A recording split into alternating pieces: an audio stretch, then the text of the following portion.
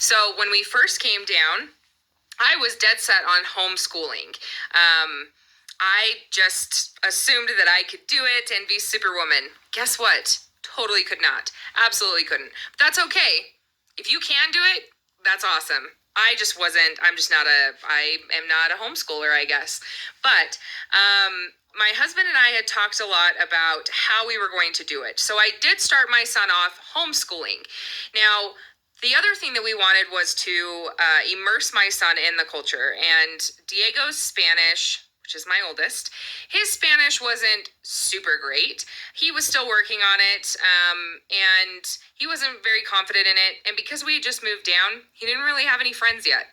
So we decided mutually that we were going to put him in the public school that's in my mother-in-law's town. Now, my mother-in-law's town's school is very small. It has 2 grades per teacher. So first and second grade are in one classroom with one teacher, and that's how it is up to 6th grade. So when we were doing this, my husband was very hesitant because he assumed, and this was the case when we were still up in the States and going back and forth on this move, he assumed that my son was going to be bullied because of his Spanish. Now, there are bullies everywhere, so I'm going to start with that. Small towns tend to be a little bit worse no matter where you are. I grew up in a small town.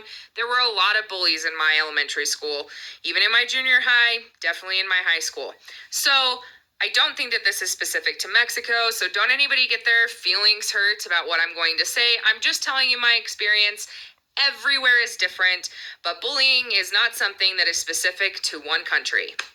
So we put him in school. He was in school for about 2.5 months, and it got to a point where the bullying was so bad, because yes, he was bullied, that my husband made the decision to take him out. Now, I was still a little bit hesitant, but my husband pushed pretty hard to take him out, and I respected his opinion on that. So we took him out of school. We did try to go a couple different routes to deal with the bullying, but it just didn't seem to get better, and we just weren't really getting anywhere. So when we took him out, I knew that as a homeschooler, I wasn't that great at it. And we were, so to clarify, we were homeschooling the entire time because I always wanted to keep my son up to date on his schooling in the States, because he has always wanted to go back to the States for college, and he still does. So I continued to homeschool him even though he was going to school here, because we assumed that because his Spanish was so low that it would be more of a social thing for him and to get to know kids and the culture more than it would his learning.